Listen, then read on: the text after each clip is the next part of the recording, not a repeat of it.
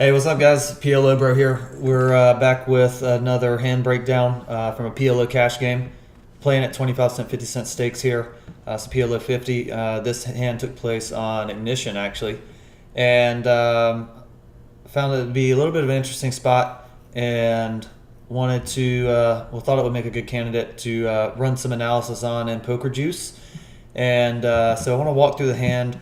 And we're going to walk through it in the hand replayer first because Poker Juice, some of the modules I want to use in Poker Juice require heads up. And so I want to run through, you'll see, I'll run through this hand this way first.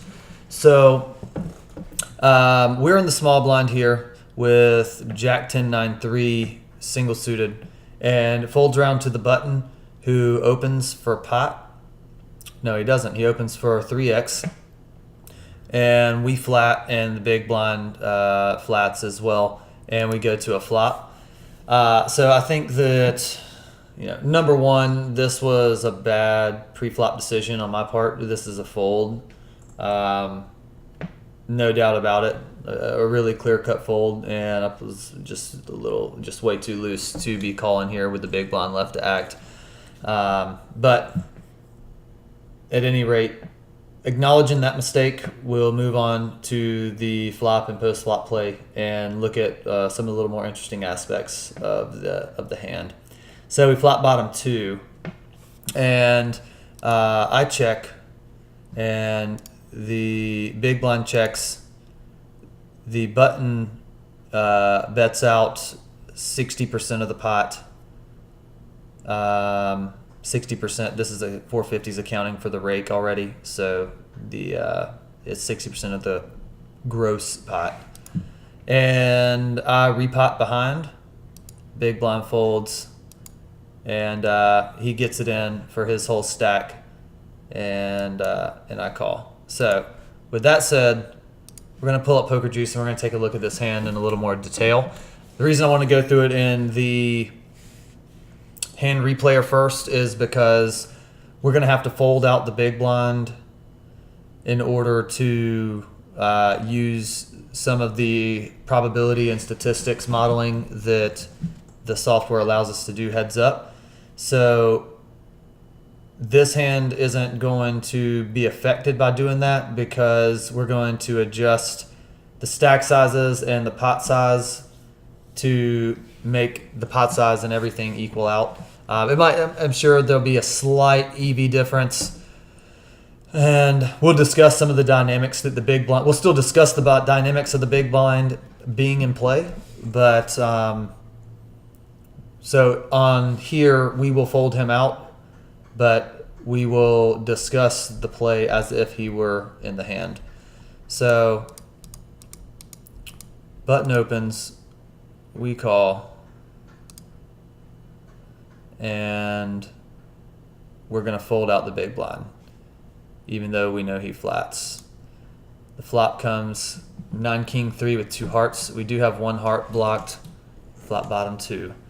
So to account for the additional money in the pot that the big blind would actually put in this real scenario, I chose to lead out for the additional 125 that the big blind would have called. So in reality, we saw in the hand replayer, I checked, the big blind checked, the button bet 3. So to give the pot the correct amount, I'm leading out for 125 here. But we're under the assumption that I do check and the big blind checks, and then the button makes it $3 as they did in the replayer. So here is where we really get into the meat of the hand and want to look at what's going on here. So we want to assign a range to the button from it for an open range as well as his continuing range. So when it folds to him, we're going to give him an opening range of first in 50%. And we are going to say that because there's 2 opponents in the hand, he's going to play a little more straightforward. He's not going to be c-betting 100% of his range or anything close to that. because he's going to get check raised more often. So he wants to be c-betting a bigger portion of his hands that he can continue with, and only the strongest blockers. So we assign a c-bet range or a continuing range to the button of 2 pair plus, so 9-3 plus, ace king with the ace of hearts blocker or the queen of hearts blocker, but not a flush draw, or any king with a gut shot but no hearts, no heart draw. In B, and range C, we assign the nut flush draw and a 9 or gut shot that includes a jack high flush draw or better.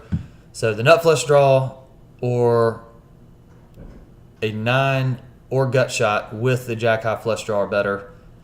In C, wraps and queen high flush draws in D, and the ace high flush blocker in E. And we run that range, and what Poker Juice is doing here is telling us how often, given his pre-flop range here, how often he shows up with the hands in each of these ranges. So we see, and they are cumulative, so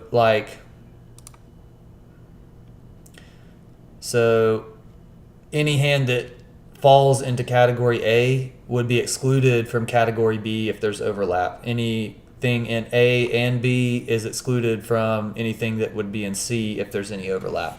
So the total percentages will come to 100%. So we see here that against the majority of his range that he's leading out against, we are a favorite, which with 2 pair on a disconnected board like this, that's not really a surprise. Just under 30% of the time, he has 2 pair or a set, and we're going to be drawing pretty slim since we have bottom 2. We do have a gut shot to go with our 2 pair as well, which gives us some reasonable backup and 1 heart blocker. But 70% of the time, just over 70% of the time, we're in pretty solid shape. So 70.2% of the time, we have significant equity. Only range C is below 60%, with 54% equity against range C. So, when he bets, we repot, and he shoves all in for his remaining, $3 or $4, and we get it all in. So, we get it all in here. So what I want to look at is against his, if we give the button this range to continue, how often is he going to stack off when I repot or re-raise or check raise him? And how well are we doing against that range? And what we want to determine is, do we have a positive expected value of check raising and stacking off here on this flop with this holding against the range that we've assigned him? So in this situation, and I'm going to address the dynamic of the big blind being in the hand, but I want to run the numbers and look at the statistics, because we were the main 2 in the hand, and there's reasons that I think that the big blind doesn't make a huge difference in the dynamic here, and we're going to get to that in a second. So when he has this c-bet range, which I think is reasonable against 2 opponents, obviously there might be some tweaks, and some people will disagree with some of these ranges, but that's fine. What's important is to get in the lab and do these yourself as well, and everybody's probably going to assign their ranges a little bit differently, but it's not a science. It's more of a I guess an art than a pure science on how, what ranges to assign an opponent, especially on a site like Ignition where you're dealing with anonymous players and you're never going to have a large database of hand histories against a player. So your ranges are going to have to be more defaults, and I think that this is pretty reasonable because other than the ace high blocker, I don't think that he's going to continue against two opponents without a reasonable amount of equity to continue on the turn. Okay, so we see with this range, number one, if we assign him a flop c-bet range of hashtag E plus, I have F here, but there's nothing in F. Hashtag E plus, we're at a statistical flip right now against our hand against his entire range.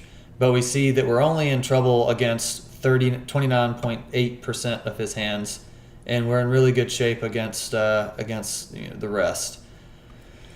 So now the question becomes, when he c-bets on the flop, do we have the equity that we need to stack off right now? And is stacking off a positive expected value? So we see up here that we need 42.68% equity to stack off right now on the flop, given the remaining stack sizes and what's in the pot, and we have 49%. So we clearly have the equity that we need to stack off here versus the button. And to see if if this is going to be an EV play, we need to understand what his stack off range is going to be and how often he's going to have that stack off range given this c-betting range. So when he c-bets and I raise, I think that he's going to be stacking off, and this is somewhat debatable as well, but I think that he's going to stack off with two pair and better, so 9-3, King-3, King-9, and sets. He's going to be stacking off as well with a king and a gut shot, because one, he's got top pair. If he's got a gut shot as well, he's also has at least, well, I'll say a gut shot plus. So this would include a king, queen, jack 10 inside wrap with a king as well. But that's going to be rare that he's got exactly king, queen, jack 10. But that is in here. But we'll say most of the time, if he's in that range, he's going to have a king with a gut shot. And I think we can include that. Number one, he's got top pair. And two, with the gut shot, he has two cards that give him, well, one card that is, or four outs, that's going to give him the nut straight. And if we're not accounting for hearts, so three super clean nut outs. But he has two other cards that if he hits will give him top two pair. So in addition to having top pair with his gut shot, if I have king 9 or king 3 or a hand like I have 9-3, he's going to catch up by hitting his side cards that are part of the gut shot. So I think it's totally reasonable to stack off. And it's not like we're talking 100 big blinds here. He had, he's got 30 something big blinds here when he's got 34 big blinds left after he c-bets. So I think a king and a gut shot is well within reason for him to stack off with that remaining stack size. Obviously, if we had a deeper stack, it would be a different situation perhaps. So 9-3 plus, so two pair and sets. A king with a gut shot, or we'll say a king with a straight draw, because it includes the wrap. A nine or better that includes jack high heart draws or better. So jack high flush draws that include a 9 or better, and then the nut flush draw. And if he's stacking off with this range here, he's going to be stacking off 73.3% of the time that he c-bets with this range. So And when he does, we're going to have 41% equity against this stack off range here. 26.7% of the time he's going to have to fold because he's not going to fall within this range. He's going to have one of the other hands in his c-bet range, and he'll have to fold. So 3 out of 4 times he's stacking off, 1 out of 4 times he's folding. And against this stack off range, or if this is his stack off range, our check shove or our check raise here with the intention of just getting it all in is a plus EV play of $1.79, so 3.5 big blinds. So we're winning 3.5 big blinds over an infinite number of hands by executing this play against this button's range. So when I first was looking at this hand, I was like, well, aside from the fact that I should have folded pre-flop, but the lesson can, we can still learn a lot from the hand, even though we shouldn't have been in it. But yeah, so when I was first looking at this hand, I was trying to decide if I should be flatting here or if I should be getting it in. And I think that getting it in here is clearly the best play. Number one, if we back it up,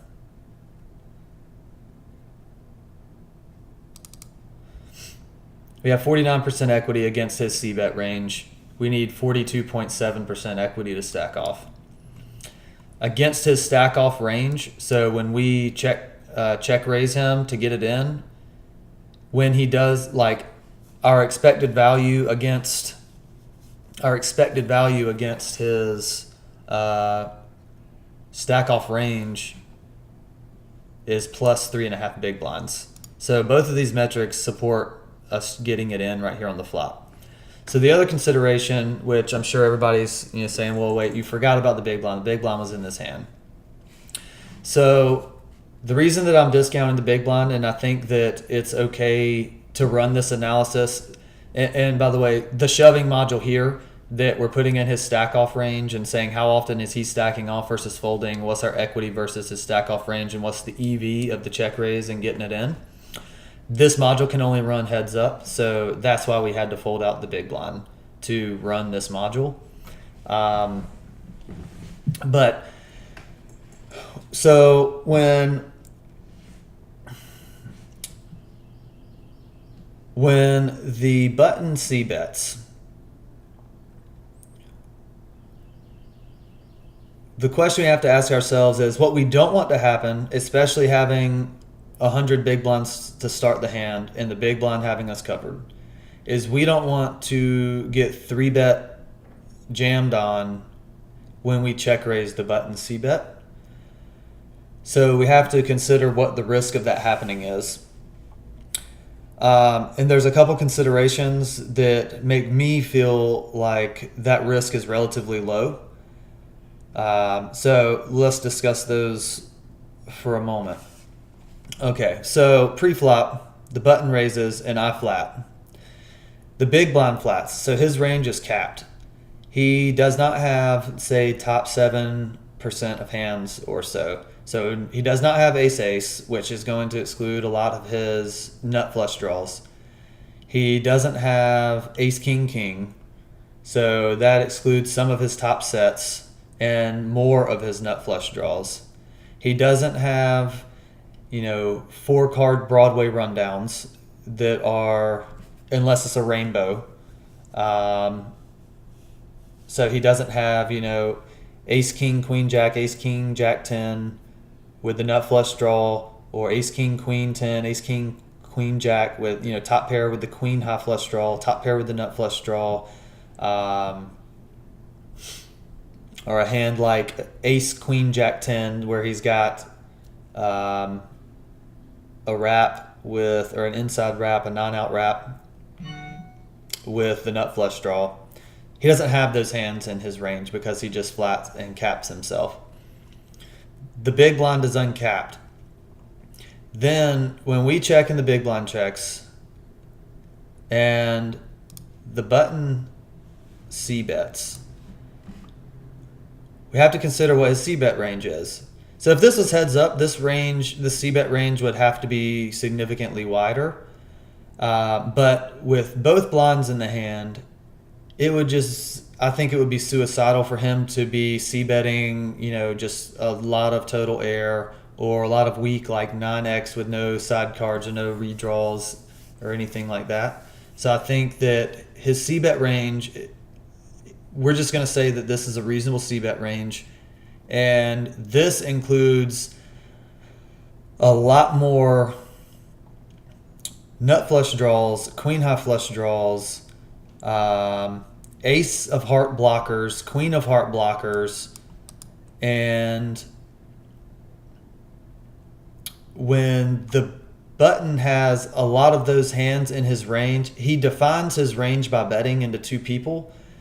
So by doing so, we can say that we can determine that he has a lot more nut flush draws, queen high flush draws, and big draw blockers in his range than the big blind does.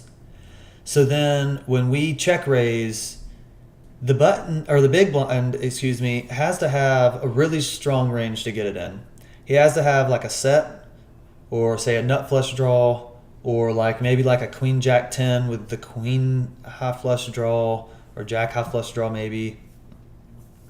He's got to have a really strong hand, and by just completing, his range is super wide, and he just doesn't hit this disconnected board that often with a hand that's strong enough to continue or jam and get it in against his c-bet range and then my check raise range. So if that's the case, even if he has just a bare queen high flush draw, or like a 9 with a queen high flush draw, maybe even, we'll just stop right there and say, even with a 9 and a queen high flush draw, a bare queen high flush draw, 9 with a jack high flush draw, maybe like a jack 10-9 with a jack high flush draw, where he's got the nut gut shot, a jack high flush draw, and bottom pair. That's a lot of outs, but he's got to consider what he's up against. What is he c-betting and now I'm check raising? How good do you feel about a queen high flush draw in that situation? You can't be feeling that great, and you have to know that your 9 is no good. So it's really difficult for the big blind to continue unless he has one of a few hands and we just end up, in those spots we do end up, burning some money. But I think that it happens so rarely that we can discount it, because even when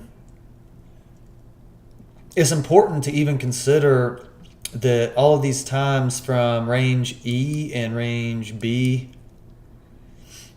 and C and range D, where the button is c-betting and he's got either the queen high or ace high nut flush or flush draw, or the blocker, the ace high blocker or the queen high blocker, because with all of those in his range, the big blind, it's going to affect the big blind's range. And I think that it just becomes much less probable when the button c-bets. It becomes much less probable that the big blind has a hand that he can get it in with against my check raising range. So I think that that's something that it's an interesting dynamic. That's kind of the reason I chose this hand to do a video on, because there's a lot of dynamics at play, and it's clear that so I think that the first question was, is it clear that we should be getting it in here? Do we have the equity and a plus EV? Is it a plus EV play to get it in here against the button? And I think that we show from the required equity to get it in and the EV of a shove here that the answer to that question is yes. So then the second question is, how does the big blind being in the hand in reality affect the play? So as we discussed there, I think that by the button C betting and defining his range, it makes it really difficult for the big blind to have a range he can continue with against a check raise.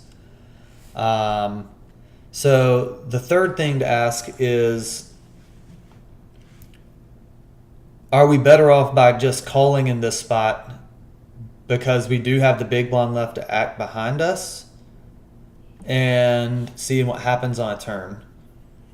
And I think that that's a mistake because, number one, when we flat, we look fairly weak, and the big blind can then rep a wider range or feel confident raising a wider range than what he can call with hands that he would have to fold against my check raise. So like a 9, like a Jack 10-9 with Jack high hearts. Another thing about this is we did have the 10 of hearts in our hand, which is another blocker to the big blind. But that's regressing. So to stay on point. But the primary reason I think a flat here on the flop is bad is we're out of position. We have such little visibility on the turn with a very vulnerable hand. So unless we hit a non-heart queen, a 9, or a 3, we have no way of knowing if we have the best hand or not because his range is uncapped. So he could have aces, he could have kings, he could have 9s, he could have king 9, he could have combo draws. He could have, just a king X or like, a random, like a 9-10, ace 9-10 hand with the ace of hearts or something like that hits, that just catches up on us like on the turn. And we just never really know, especially if the big blind flats behind us. We have no way of knowing if we're good on the turn unless it's a non-heart queen, a 9, or a 3. And that puts us being out of position. That puts us in a terrible spot because he's going to be incentivized to stab again because we're going to have to, if we check again on the turn, he's going to be incentivized to stab again. And it's just going to make life difficult on us.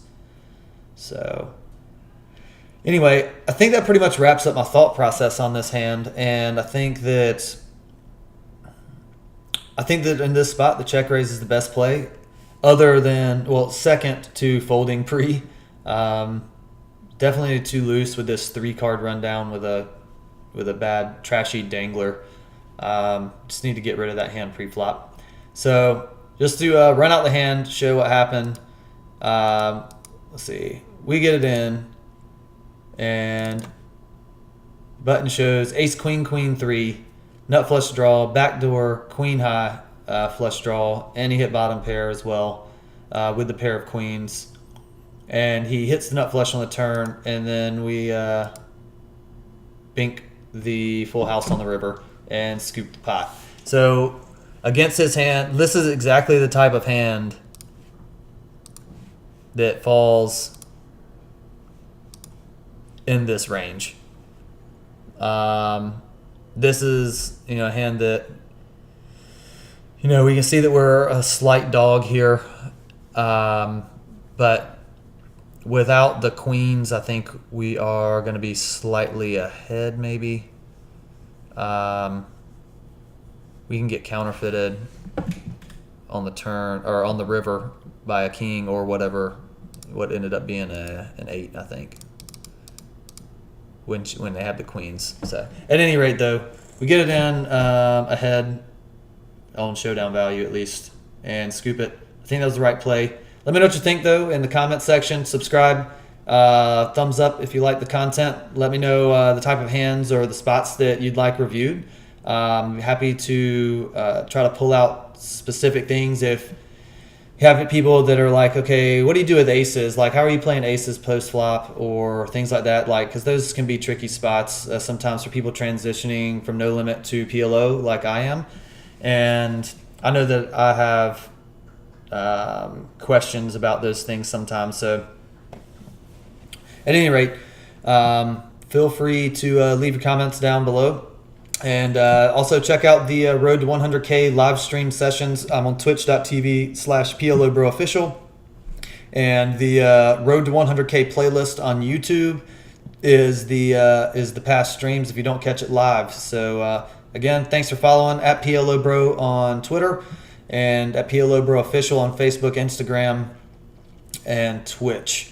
Thanks again, guys, for tuning in. Until next time, we'll be streaming Wednesday, Thursday, Saturday, and Sunday, 9 o'clock to 10 o'clock p.m. Eastern Time. See you there.